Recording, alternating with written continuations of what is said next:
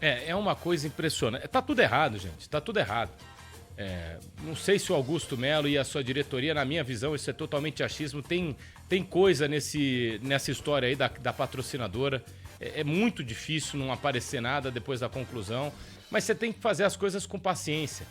Porque aí, isso é algo que a gente sempre defendia e falou desde o começo. Do Vale falou muito sobre isso também. Tem que esperar, acaba a investigação, a coisa flui muito mais rápida, o processo é muito mais seguro. Senão, numa dessas, a defesa começa a alegar que justamente o processo não tinha terminado ainda, tem que refazer uma votação. É muito mais simples, E reiteramos, o Conselho do Corinthians abriu uma porta e uma premissa quando aceitou 2 pedidos e acatou 2 pedidos de processo de impeachment nesse ano, que a partir de agora, todos os presidentes que passarem pelo Corinthians vão ter que ter uma cobrança equivalente. Senão, vai estar na cara que o Conselho tem chapa que é favorecida. Isso aí você tá brincando, né, Martelli? Porque isso não vai acontecer. A gente tem na história do Corinthians esse tipo de cobrança tá sendo muito desproporcional, e não só por conta da cobrança nesse caso, que a gente tá acompanhando de perto, mas outros casos, que o Augusto Melo acabou sendo pivô de várias polêmicas dentro do Corinthians, muitas vezes por culpa dele, outras por forçação de barra. Nesse caso, eu concordo com o Ramiro, o ideal seria ter essa votação depois do fim da investigação, até pra gente conseguir de fora julgar, a gente de fora do Corinthians, mas internamente já tomou esse rumo e é lamentável que tenha acontecido como aconteceu ontem. E aí, Gabi, PDV? Eu concordo com o que o Bruno disse e, mais uma vez, só mostra que é uma bagunça total que acontece dentro do Corinthians. Não existe organização nem pra fazer uma votação de algo que é extremamente sério. A gente tá falando de um presidente que pode ser impeachmentado, sem ao menos a gente saber se existe de fato algum crime que ele tenha cometido. As investigações sobre o caso Vaidebet ainda estão acontecendo, então parece que é um impeachment com base em nada. Parece que não tem absolutamente nada pra ser julgado dentro do Corinthians, então, em relação ao Augusto Melo.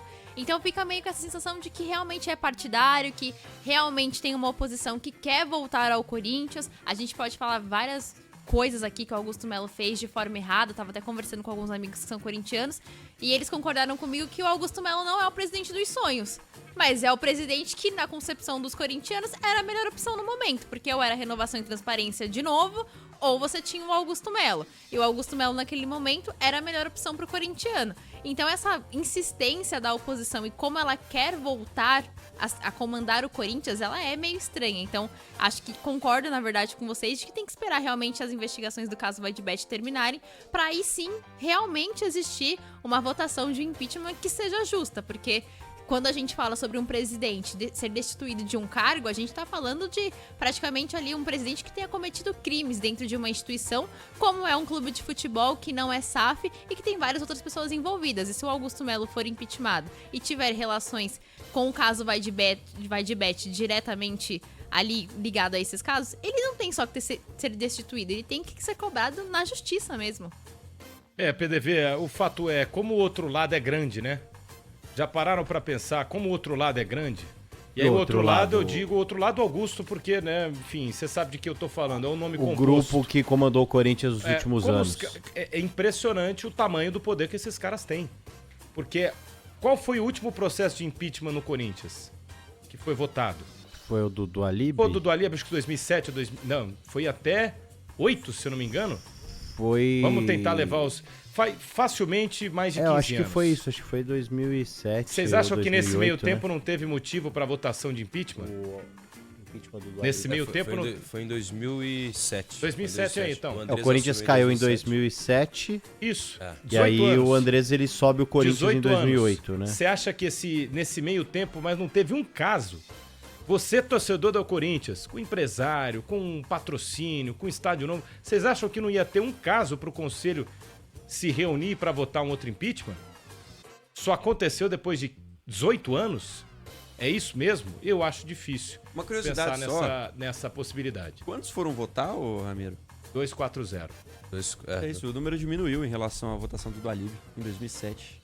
Foram 264 votos a 5 no impeachment do Alib. Nossa, mas pô, esse aí pode ter pago um jantar por 5, né, depois.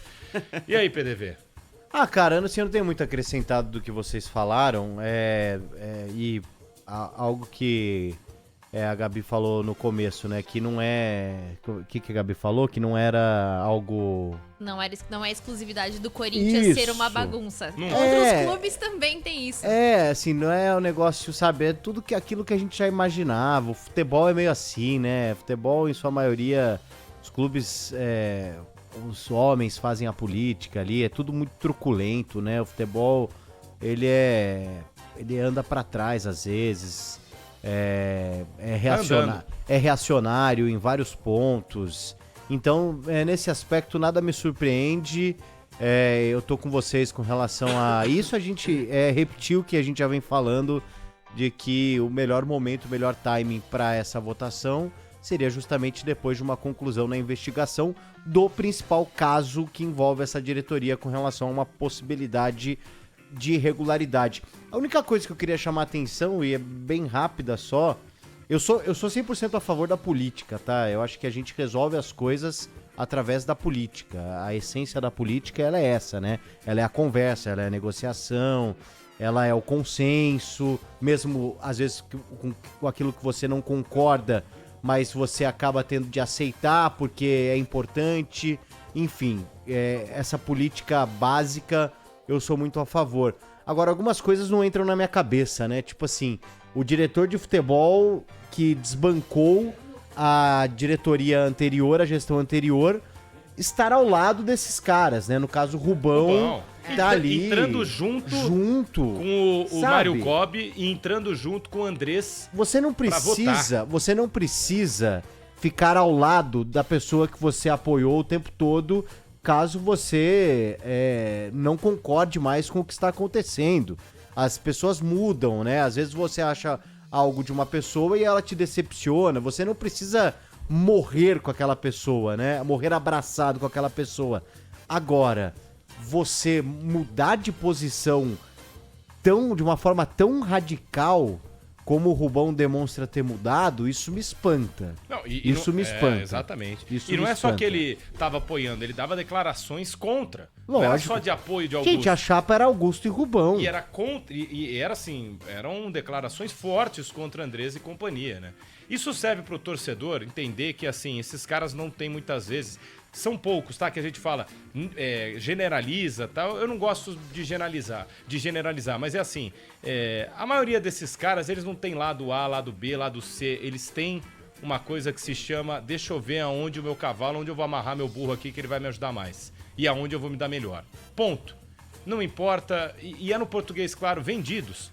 Não vendidos só de financeiramente falando, vendidos de ideologia mesmo, né? Eles não têm premissas para poder sustentar a opinião deles muitas vezes. Porque mudar de ideia é uma coisa importante.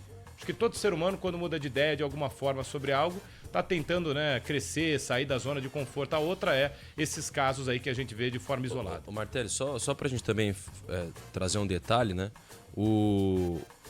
O próprio Dualib não recebeu, ele foi empichado na primeira instância, né? Na primeira etapa no conselho, mas depois ele renuncia ao cargo, né? Sim. Ele e o Nézio Cury acabaram renunciando. Mas é curioso, né? É curioso como, para você ver, por exemplo, como o estatuto do clube não mudou. Há tanto tempo que a gente não vê uma mudança do estatuto do clube. E, por exemplo, o processo de impeachment é um processo que talvez se torne importante no fim das investigações. Talvez. Agora, não seria mais importante esses conselheiros se mobilizarem para, por exemplo, modernizar o estatuto do clube? Muito. E na época, o Dualib pediu rescisão, porque a torcida, diferente do que acontece hoje, a maioria da torcida tá junto, né, organizada com o Augusto. Na época, o Mário Gobi, não, o Dualib, ele era chamado, assim, jogo após jogo, ele era xingado nas arquibancadas. Então era um contexto diferente também. Mas você tem um ponto importante, Ramiro.